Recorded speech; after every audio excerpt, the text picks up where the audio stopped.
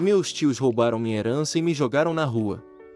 Anos depois, voltei como dono da construtora que comprou o bairro inteiro, e fiz questão de que a casa deles fosse a primeira a ser demolida. A casa da Rua das Acácias não era só um imóvel. Era o último lugar na terra que ainda tinha o cheiro da minha mãe. Era onde as marcas da minha altura ainda estavam riscadas na porta da cozinha pela mão do meu pai. Era o quintal com o grande carvalho onde eu enterrei o Pingo, meu cachorro. Aos 16 anos, quando perdi meus pais, aquela casa era a única coisa que me impedia de virar um fantasma. E então, os abutres chegaram.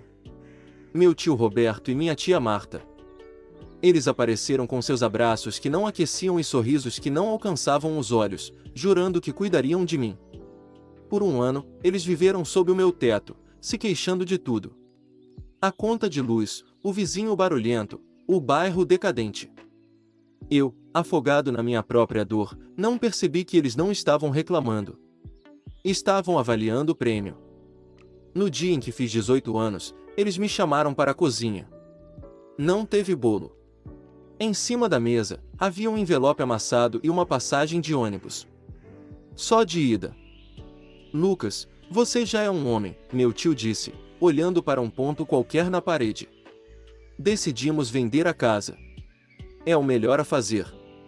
Aquelas palavras sugaram todo o ar dos meus pulmões. Vender? Mas, e eu? E as coisas dos meus pais? Minha tia empurrou o envelope na minha direção com a ponta dos dedos, como se estivesse tocando em lixo.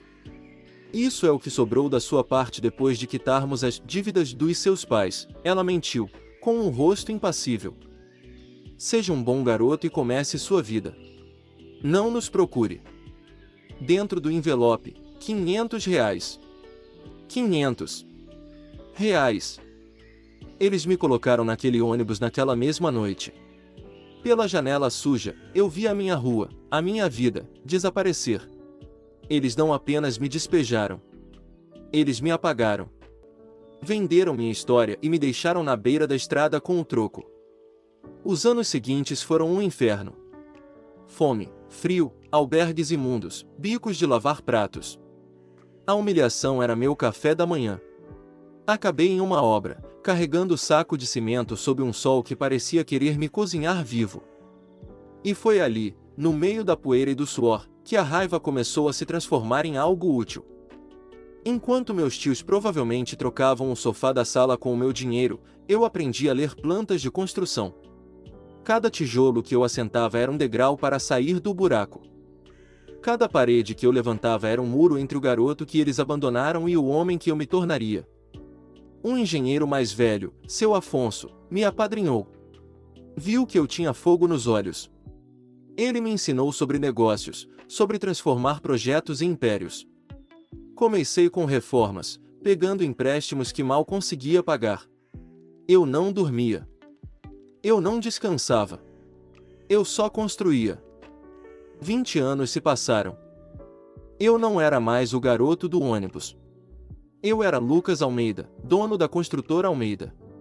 E meu novo projeto, o Residencial Carvalho Dourado, era minha obra-prima. Um condomínio de luxo que seria erguido exatamente sobre o bairro antigo e esquecido da Rua das Acácias. Minha equipe passou meses comprando cada casa, uma por uma, oferecendo valores que ninguém em sã consciência recusaria. Só faltava uma. A casa de número 72. A minha casa. Eles se recusavam a vender, pedindo uma fortuna, achando que podiam extorquir a grande construtora. Marquei a reunião pessoalmente. Eles não sabiam com quem iriam falar. Quando entraram na minha sala, no topo do prédio mais alto da cidade, eles não me reconheceram. O tempo não tinha sido gentil com eles. Tio Roberto estava inchado, tia Marta parecia ter amargura entalhada no rosto. Senhor Almeida, meu tio começou, com a mesma falsa autoridade de sempre. Nossa casa tem um valor sentimental imenso. Sua oferta é um insulto. Eu me recostei na cadeira, deixando um sorriso lento se espalhar pelo meu rosto. Valor sentimental, fascinante. Me fale sobre ele. Me fale sobre as marcas de altura na porta da cozinha. Ou sobre o carvalho no quintal. O silêncio que se seguiu foi delicioso. Vi a confusão nos olhos deles, o cérebro trabalhando, tentando entender como eu sabia. O rosto da minha tia ficou pálido. Vocês não se lembram, não é? Minha voz saiu baixa, quase um rosnado. Do garoto que vocês colocaram num ônibus com R$ 500? Do garoto cuja herança vocês roubaram? O choque no rosto deles. Ah, aquilo. Aquilo valeu cada noite mal dormida. Levantei-me e fui até a janela, dando as costas para eles. A oferta na mesa é final. É generosa, acredite. Vocês têm 30 dias para aceitar e sair. Depois disso, é desapropriação judicial, e o valor não vai ser nem de perto tão bom. Você não pode fazer isso, minha tia gritou, a voz esganiçada pelo pânico. É a nossa casa. Eu me virei lentamente, encarando-a com todo o gelo que acumulei em 20 anos. Não. Nunca foi. E só para deixar isso bem claro, eu fiz um pequeno ajuste no cronograma do projeto. Peguei a ordem de serviço da minha mesa e a joguei na frente deles. A construção começa em 31 dias. E a primeira coisa a ir para o chão, como um símbolo do novo começo, será a casa de número 72. Eu farei questão de estar na primeira fila para assistir. Um mês depois, eu estava lá. O sol da manhã no meu rosto, o cheiro de diesel no ar. A escavadeira, imensa como um dinossauro de metal, se posicionou. Meus tios estavam do outro lado da rua, encolhidos, seus rostos contorcidos de ódio. A garra da máquina atingiu o telhado, e o som de telhas quebrando foi a música mais doce que eu já ouvi. Quando a primeira parede desabou, levantando uma nuvem de poeira, eu não senti alegria. Senti paz. Um silêncio profundo. A justiça não era um grito de vitória. Era o som de um passado sendo demolido. No meio do terreno, uma única coisa ficou de pé, intocada por minha ordem direta. O velho carvalho. O coração do meu novo condomínio seria um grande jardim ao redor dele. Afinal, eles podiam roubar a casa, mas nunca conseguiriam arrancar minhas raízes. Você acha que ver sua antiga casa virar um monte de entulho te traz paz? A verdade? Nem por um segundo. A vingança é um prato que se come frio, mas ninguém te avisa que o gosto que fica na boca é de cinza. Nos dias seguintes à demolição, eu ia até o terreno todos os dias. Via as máquinas limpando os escombros, preparando o solo para as fundações do meu império. Eu tinha vencido. Tinha destruído o ninho dos abutres que roubaram meu passado. Então, por que eu me sentia tão vazio? Uma tarde, meu chefe de obras, o Beto, veio até mim com uma caixa de metal, toda enferrujada e amassada. Chefe, achamos isso aqui quando estávamos removendo a base da lareira. Estava dentro de uma cavidade no concreto. Parece antigo. Meu coração parou. Eu sabia o que era. Uma cápsula do tempo que eu e meu pai fizemos quando eu tinha 10 anos. Eu tinha esquecido completamente. Minhas mãos tremiam enquanto eu forçava a tampa emperrada. Lá dentro, o cheiro de mofo e de tempo. Um carrinho de metal, meu brinquedo favorito. Uma foto nossa, desbotada, em frente ao carvalho. E, no fundo, um envelope com o meu nome, escrito com a caligrafia forte do meu pai. Eu me sentei na caçamba de uma caminhonete e li a carta. Não era longa. Ele a escreveu para o futuro Lucas, imaginando o homem que eu me tornaria.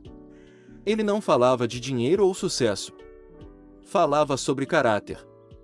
Sobre como construir coisas, uma família, uma reputação, uma vida de honra, era mais importante do que qualquer prédio. Ele terminava dizendo: filho, não importa o que a vida jogue em você, nunca deixe que ela te transforme em algo que nós não reconheceríamos. Construa, nunca apenas destrua. Cada palavra era um soco no meu estômago. Eu passei 20 anos focado em destruir. E agora, com a carta do homem que eu mais admirava na mão, eu me senti o menor dos homens. Foi quando meu celular tocou. Número desconhecido. Atendi. Alô, a voz era fraca, hesitante. Era minha tia Marta. Lucas, eu preciso falar com você. Por favor. A arrogância tinha sumido. O veneno tinha secado. O que restou foi desespero puro. Parte de mim queria desligar, mas a carta do meu pai pesava na minha mão. Onde? Perguntei, a voz mais ríspida do que eu pretendia. Nos encontramos em uma padaria barulhenta e engordurada no centro, a quilômetros de distância dos bairros nobres. Era o novo habitat deles. Ela parecia 10 anos mais velha. As roupas baratas, o cabelo sem cuidado. Ela estava sozinha. Seu tio não pôde vir, ela disse, mexendo um café que provavelmente não ia beber. Ele não está bem. O coração. Eu não disse nada. Apenas a encarei. Nós perdemos tudo, Lucas, a voz dela embargou. O dinheiro da casa. Roberto fez maus negócios. Achou que podia ser um grande investidor. Perdemos cada centavo. Estamos morando de aluguel em um apartamento de 1 quarto. O dinheiro que você nos deu pela desapropriação mal vai cobrir as dívidas e os médicos dele. Ela finalmente me olhou nos olhos. E pela primeira vez, eu não vi uma vilã. Vi uma mulher patética e derrotada. Eu não vim pedir seu perdão, porque sei que não merecemos, ela continuou, as lágrimas escorrendo. E não vim pedir dinheiro. Eu vim implorar por uma chance. Qualquer coisa. Seu tio, ele era mestre de obras antes de tudo. Ele sabe trabalhar. Ele só precisa de um emprego. Ninguém contrata um homem na idade e na condição dele. Eu pensei em rir. A ironia era quase poética. O homem que me roubou e me deixou sem nada, agora precisava de mim para ter um teto sobre a cabeça. A vingança que eu planejei era demoli-los. Mas a vida tinha preparado uma humilhação muito mais lenta e cruel para eles. Eu pensei na carta do meu pai. Construa, nunca apenas destrua. Eu tirei um cartão do bolso. Era o cartão do Beto, meu chefe de obras. Diga a ele para ligar para este número amanhã de manhã, eu disse, empurrando o cartão pela mesa. Temos uma vaga para um apontador na obra do residencial Carvalho Dourado. O trabalho é apontar a entrada e saída dos funcionários, verificar material. É um trabalho honesto. O salário é o piso da categoria. Ele começa às 7 da manhã, sem atrasos. Ela olhou para o cartão como se fosse uma joia. Depois olhou para mim, confusa. Por quê? Eu me levantei, deixando dinheiro para o café dela na mesa. Porque meu pai me ensinou a construir coisas, eu disse, sem emoção. E todos os dias, quando seu marido for trabalhar, ele vai passar pelo portão e olhar para aquele carvalho no centro do terreno. E ele vai se lembrar exatamente do que ele perdeu, e do que ele destruiu. E ele vai passar o dia inteiro ajudando a construir, tijolo por tijolo, o império do garoto que ele jogou na rua. Eu me virei e fui embora sem olhar para trás. Não era perdão. Era algo muito mais complexo. Era uma sentença. Eles não teriam o luxo de me odiar à distância. Eles teriam que conviver com a minha misericórdia, que era, à sua maneira, mais cruel que a minha raiva. E todos os dias, eu veria meu tio de longe, no meu canteiro de obras, um fantasma do passado ajudando a construir meu futuro. E eu seria lembrado, não da minha vingança, mas da lição final do meu pai. A verdadeira força não está em demolir seus inimigos. Está em construir algo tão grande que eles se tornam pequenos e insignificantes perto de você.